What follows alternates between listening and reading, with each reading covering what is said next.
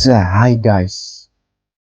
Шинэ бичлэгээр уулзч байгаадаа таатай байна. Тэгээд өнөөдрийн бичлэгээр хэдүүлээ Jordan Peterson-ы амьдралын 12 дүн номынхоо 3-аас 7-р бүлгийн талаар бүлэг гэж 4-ийн талаар ярилцах болно. За 3-р дүрм. Өөрт чинь хамгийн сайн сайхныг хүсдэг хүмүүстэй нөхөрлөж байгаа. Маш ойлгомжтой сонсож байгаа. Тэгээд сайн сайхныг хүсдэг, тэгээд сайхан сэтгэлтэй хүмүүстэй бид нөхөрлөх юм байна гэж та бодчих магадгүй. Тэгээд яг үүндээ үгүй. Юу гэсэн үг вэ гэхээр бид нар найз нөхдөд хэрхэн сонгодог вэ? Найз нөхдөд сэнзүүр шаардлага тавьдаг уу эсвэл үгүй юу гэдгийг бид нар бодох хэрэгтэй. Танд одоо ингээд атаархдаг, таныг ингээд доошоо татдаг, ингээд араар чинь муулдаг хүмүүс та мэдхгүй ч гэсэн байгаа даа. Тэр хүмүүс ямар хүмүүс байдаг вэ гэвэл танаас доогуур юм уу? Эсвэл таны түвшинд байгаа хүмүүс таныг жоохон амжилттай явахад таныг муулж атаархаж араач юм уу гэдэг. Харин танаас илүү хүмүүс яадаг вэ гэвэл танд атаархах, таныг муулах, таны талаар бүр бодох ч завгүй уртгаа хийгээд байж байгаа. Тэгэхээр тийм хүмүүстэй нөхөрлөх хэрэгтэй. Яагаад вэ гэвэл тэр хүмүүс таныг дээшээ гаргах чинь юу? Дээшлэх чинь туслана. Хүрээлэлээ та зөв сонгох хэрэгтэй. Таныг хүрээлж буй хүмүүс ямар хүмүүс байгаагаас хамаарат та өөрийгөө ямар түвшинд байгаагаа тодорхойлж болтгоо гэсэн. Бүр яг амьдрал дээр болохоор ийм жишээ өгдөг.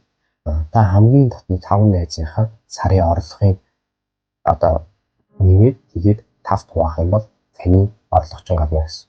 Таны хамгийн татны 5 найз чинь сард 10 сая төгрөг олдог 5 найзлаа гэхэд нийлээд 50 сая төгрөг тэгээд 5 хуваах. Та энэ сард 10 сая төгрөгийн орлого олдог юм байна гэж өгөх боломжтой гэсэн. Тэгэхээр тухайн хүний ямар хүн бэ гэдгийг мэдхийн найзарын шинжээ гэдэг үг байдаг шүү дээ. Янз бүрийн ажиллах. Гэхдээ бид нар үргэлж өөрөөсөө доогуур юм уу өөрийнхөө түвшинд байгаа хүмүүстэй найзлахыг илүүд үздэг юм. Хүрээлэлтэй байсхыг. Яагаад гэдэг гэсэн. Тэр хүмүүстэй найзлахад нөхөрлөхөд ингээд цензуур гэж байдаг. Тэр нь илүү амархан болгодог. Харилцаад хамт байхад. Өөрөөсөө илүү мэдлэгтэй чадварлаг ингээд хүмүүстэй нөхөрлөхөд цензуур тавьдаг. Тодорхой хэмжээ танаас ингэж шаардлага байдаг. Энэ нь өөрөө иргэд таныг хөгжүүлэхэд цаашаага дэвшгэд боломжийг олгодог гэсэн ихэнх хүмүүс амархан замыг сонгодог. Тэгэхээр танд сайн сайхныг хүсдэг хүн гэдэг нь сайхан сэтгэлтэй хүн гэхээсээ илүүтэй танаас илүү хүмүүс таныг дээшээгээ амжилттай явах чинь тусална. Тэгэхээр өөрөөсөө илүү чадварлаг, мэдлэгтэй, боловсролтой хүмүүсээр ингээд өөрийгөө хүрээлүүлж тэр хүмүүстэй найзлж нөхөрлөөрэй гэдэг ингээд санааг энэ 3-р дүрмээр хэлээд байгаа. За 4-р дүрм.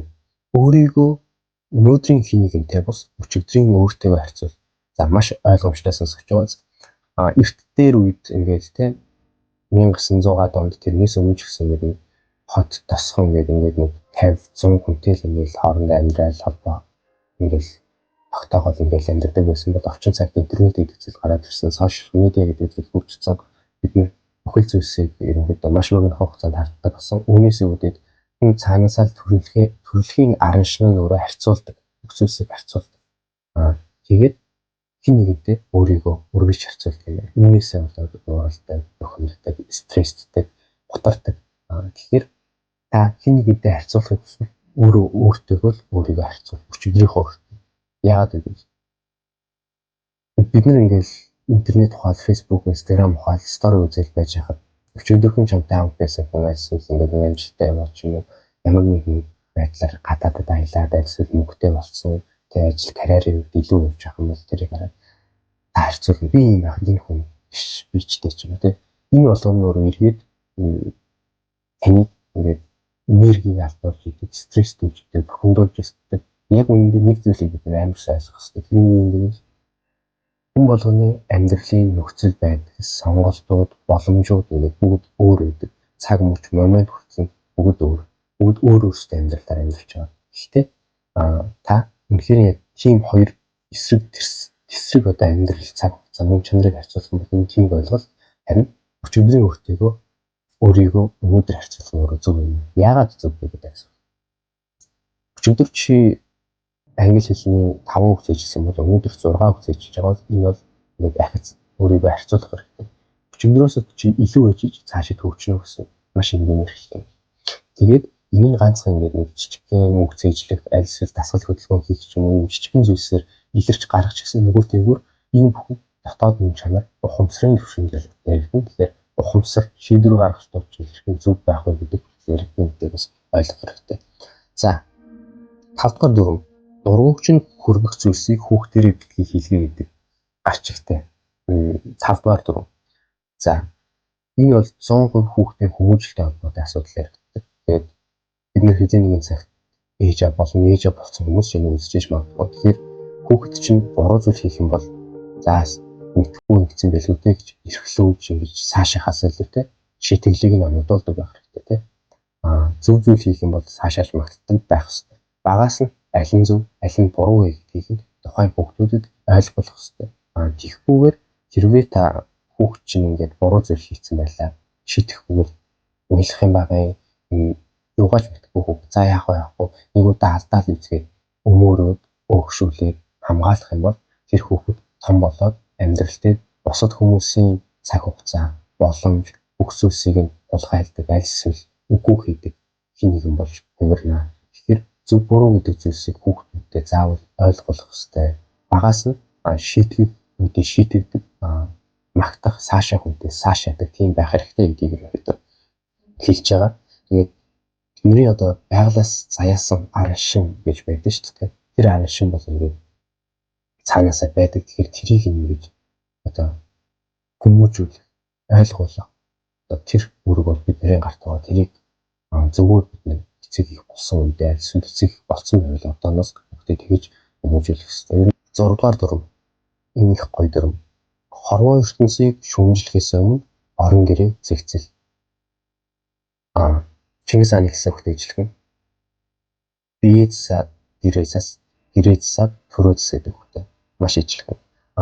Хаус эсрэг ертөнцид гэдэг энэ номны гарч ингээд байгаа. Тэгээд хаус гэж юу юм гэж та нар ингээд гайхчихж магадгүй. Энэ бол эмх цэгцгүй үл тайлагдах мэдхгүй төлөвлөгдөөгүй зүйлс.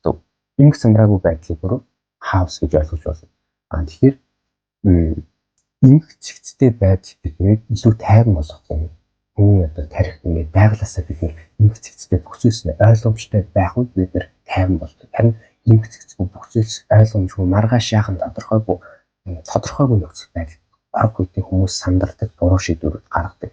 Тэгэхээр эхлээс нь та ингээд энэ нийгмийн үзэн ятгаас өмнө тэгээ энэ дэлхийн үзэн ятгаас өмнө өрөөгөө цэгцлээч. Өрөөгөө цэгцлэхээс өмнө өөрийнхөө онон бодлыг цэгцлээч. Тэгээд жоохон ч гэсэн ухамсартайгаар таймнаар асуудал тандаач гэдэг талаар хэлээд байгаа. Тэгээд та нар ингээд аним альсуулын кинонууд үзэх юм бол бүх эсрэг талын дүрүүд үүдэн ш. Одоо Жокероос авах. Тэдний багада ямар нэгэн сэтгэл зүйн ингээд тийм асуудалтай байсан. Тэгээд ийм шарах авцсан.